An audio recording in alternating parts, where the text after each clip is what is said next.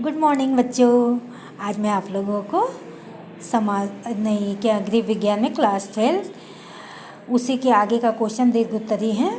संयुक्त परिवार का वर्णन, इसकी विशेषताएं बतानी है, क्योंकि संयुक्त परिवार में से 3-4 क्वेश्चन आते हैं जो कि बहुत ही इम्पॉर्टेंट है। ये चारों लगभग एक ही जैसा है।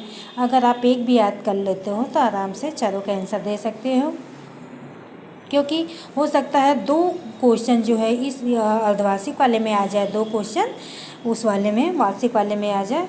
तो इसलिए मैंने आप लोगों को ये करा दिया बहुत ही सिंपल तरीके से। इसे आप याद कर लीजिएगा, बड़े आराम से अच्छे नंबरों से आप लोग पास हो जाएंगे, ठीक है। तो अगला क्वेश्चन हम लोगों का दीर्घ उत्तरी में आएगा, ये ध्यान दीजिएगा। संयुक्त परिवार का वर्णन करना है। संयुक्त परिवार होता क्या है, मैं इसी के साथ इसकी विशेषताएं बतानी है, ठीक है। तो संयुक्त परिवार जो होता है एक बहुत ही बड़ा परिवार होता है। इसमें 2 या 2 से अधिक पीढ़ियाँ एक साथ रहती हैं, जिसके सदस्य से जिसके सदस्यों की संख्या ज़्यादा होगी। जब 2 या 2 से अधिक पीढ़ियाँ रहेंगी तो सदस्यों की संख्या तो उनकी ज़्यादा होगी ही। इन सभी सदस्यों का क्या होता है, एक सामान्य निवास स्थान होता है, यानी वो सभी लोग एक ही निवास स्थान में रहते हैं, जो कि धर्म, कर्म, अर्थ और शासन प्रबंध आदि की दृष्टि से संयुक्त होते हैं, ठीक है। अब संयुक्त परिवार की बहुत सारी विशेषताएं होती हैं। सबसे पहला तो होगा उसमें ये 2 या 2 से अधिक प्राथमिक परिवारों का संग्रह होता है। संयुक्त परिवार में क्या होता है, 2 या 2 से अधिक पीढ़ियों के सदस्य एक साथ मिलजुल कर रहते हैं। जैसे दादा दादी हुए, उनके बच्चे हुए, उन बच्चों के भी बच्चे हुए, तो ये संयुक्त परिवार कहलाएंगे, ठीक है।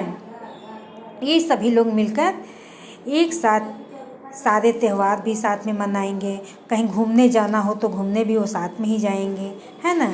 तो ये 2 या 2 से अधिक प्राथमिक परिवारों का ये संग्रह होता है। दूसरा होता है सामान्य निवास। संयुक्त परिवार के सारे सदस्य जो होते हैं एक ही घर में मिलजुल कर रहते हैं। मान लो कभी परिवार के सदस्यों की संख्या ज़्यादा होती है तो घर के पास में ही सटा हुआ दूसरा घर बना लेते हैं और उसमें रहते हैं। ये दूसरे ये ऐसा नहीं कि ज़्यादा हैं तो कहीं दूसरी जगह जाके रहने लगे, ऐसा कुछ भी नहीं है। संयुक्त परिवार में सभी मिलजुल कर ही एक साथ रहते हैं कहीं निवास स्थान में, ठीक है। संयुक्त भोजन।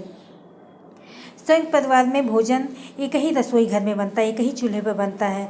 विशेष परिस्थितियों को छोड़कर सबको उनकी कमाई का ध्यान दिए बिना एक समान सबको भोजन प्रदान किया जाता है। ऐसा नहीं कि कोई ज़्यादा कमा रहा है तो वो ज़्यादा खाएगा, कोई कम कमा रहा है तो उसे कम मिलेगा भोजन, ऐसा कुछ भी नहीं होता है। संयुक्त परिवार में सभी सदस्यों का समान रूप से ध्यान दिया जाता है कि सभी को अच्छा और समय से भोजन मिले। इसमें क्या करती हैं, औरतें ही खाना बनाती हैं। अगला है हम लोगों का धार्मिक व अन्य सांस्कृतिक सामाजिक कार्यों का संयुक्त संपादन, ठीक है। धार्मिक व अन्य सांस्कृतिक सामाजिक कार्यों का संयुक्त संपादन, इसमें क्या होता है संयुक्त परिवार में। संयुक्त परिवार में धार्मिक व अन्य सांस्कृतिक एवं सामाजिक कार्य जो होते हैं संयुक्त आधार पर किए जाते हैं। इन सभी कार्यों में परिवार के मुखिया का आदेश ही मुख्य होता है, क्योंकि जब तक मुखिया आदेश नहीं देगा तब तक कोई भी कार्य नहीं किया जाता है, चाहे वो धार्मिक कार्य हो, चाहे सांस्कृतिक कार्य हो, चाहे सामाजिक कार्य हो, ठीक है। अगला है हम लोगों का मुखिया का नियंत्रण। किसी भी कार्य पर, किसी भी सदस्य पर मुखिया का, घर का जो मेन मुखिया होता है उसका नियंत्रण होता है। ऐसा नहीं कि कोई भी व्यक्ति अपने मन से कोई भी कार्य कर ले, है ना। तो संयुक्त परिवार में चाहे संपत्ति की देख रेख, संरक्षण एवं आर्थिक, सामाजिक, सांस्कृतिक कार्य का उत्तरदायित्व प्रधानता किसका होता है, मुखिया के ऊपर होता है। मुखिया ही हर चीज़ का निर्णय लेता है, ठीक है।